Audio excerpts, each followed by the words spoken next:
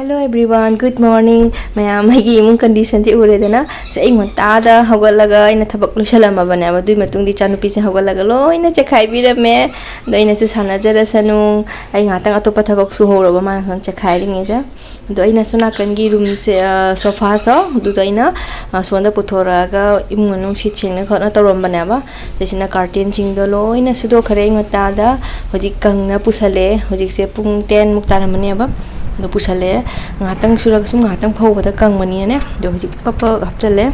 mayam ai ji curtain se pan ba lore do sida thari pa phong macha si chu papa lo salamani ichan pi chu hawala ni hujing hak tu mura bani na madi ado siga aina chahogi tamaitan ho bani ba chum de gi cheng khara porakhiba do to takhai ra ka chahau cheng ho bani ba yam na hawi akhoi ti eng mata da chana lo khara si sina i chanu pi de makta hobi bani ba mayam akhoi diwali gi decoration tawjari Diwali की decoration हो रहा है अखोई की नी ऐ तिलौ के पुथो थादना सुम लैरे last year ऐना अखोई दिवाली की पोचै लेखि बसिंगदो सि कार्टून सिग जमसल लगा थमखि बनेबा द काना रे हंदक चै सि जु सिजिना बजारनी दिया ngata ngai kre ai ne smaya थमखि बनेबा ai de khoi chatra lang ira bu mi macha su lang le ma'am C I ngata baro mamang da sakcha te ma singdok pani ado si loi lo dro bo si su he ore nung thang ore muje khala ke lai che sai bana hom se si cartoon ma'am से upute puthok pa ngata ni Diwali की decoration तो बसिगा मता चारे सी था चलो लगे हां तो खुद नाम ना मोबाइल पाइला तो बसिगा माइते था लो थांग हिंजन हला गया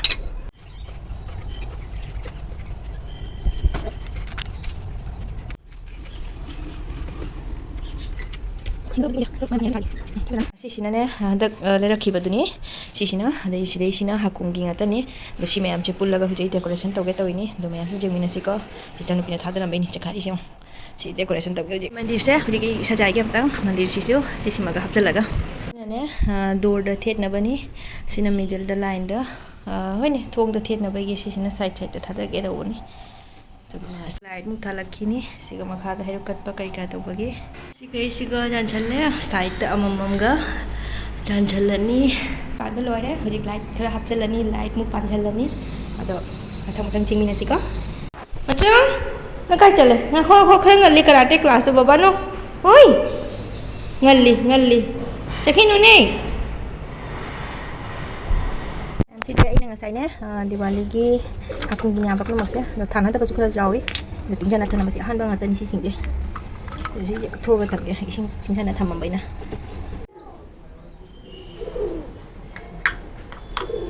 janu panane karate class akhingai dai bu decoration je tawrong du ma la ga help toni do ma ngai na leire do ma hala ga ga ma ga tomine re do tomine si jung ko ma dance to na le aduni janu pa ja harau jari ni ma di se mama gi mating pange na jarak sida sune light je jasa lagta na mi karo semalami ne ba ko gi socket je jarakta na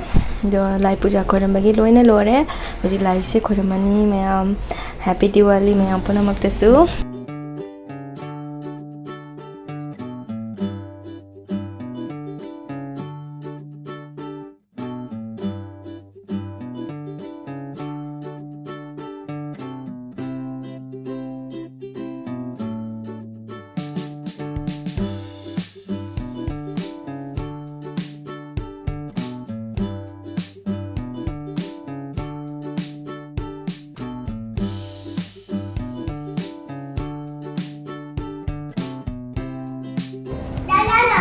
mapa gai gane imungi lai khuramba loidana mapangi dia muk thanmina ra min eba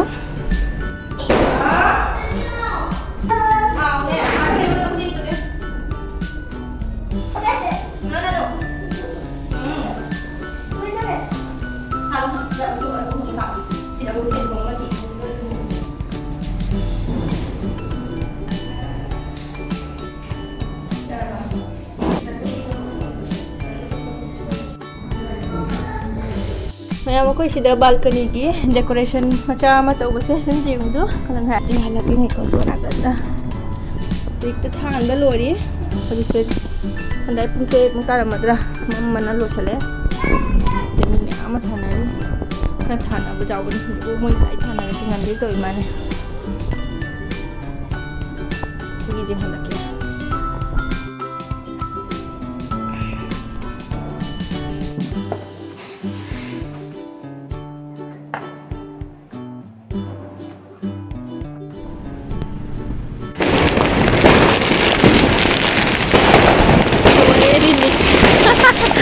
Polusan na lore. Papa. Oh.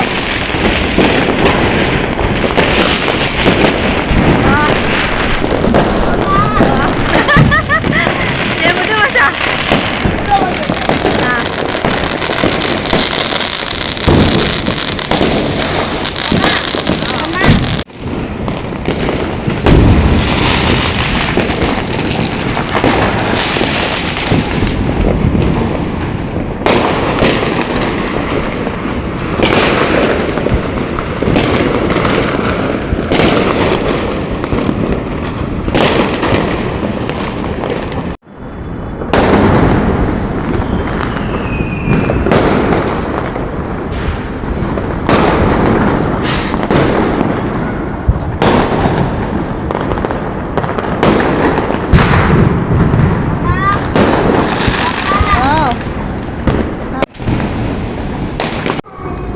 Bye.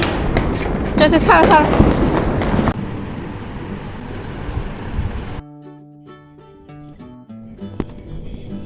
Nungsidara yi samu macha se. Se nungsi bani ko. Se achoba macha, se khwaidi macha. Mayam sida leire yi decoration macha pitinu jam phajana ka tawba na chade ko. Sida siga han le rakpa lotus to sida leire floating to hali baina sida sina aina sum showpiece ki leihiba elephant set ahum na chanba do dutuni sida leire sweet kari kra dum ai rum cha sum cheng lai ko मतलब जाम हैनगा तब ते खितंग का अरई बखरा दुना सुम decoration मचा ओइना सुम तौजबने अब लाइ मथत के को लाइ मथला जे हलते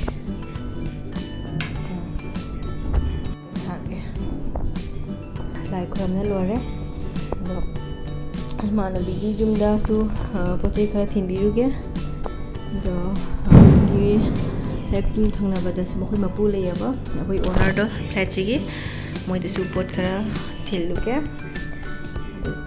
दिक्ति थेंगना लोरे अइना लौइबा वीडियो से अंगांग तुंगरा कइना लौइनेबा 12:30 तारे थेंगना लोरे सिसे इमानबीगी जुमदा आई थिनबा चटपा ngam अदो हयेंग से ओइना थिलनी अदैदि सिसिना खoi जुम थांनाबतो लैबदो मोइदसु पिबिरुदोइनि अदो हयेंग से ओइना चलनी मोइदे थिनबा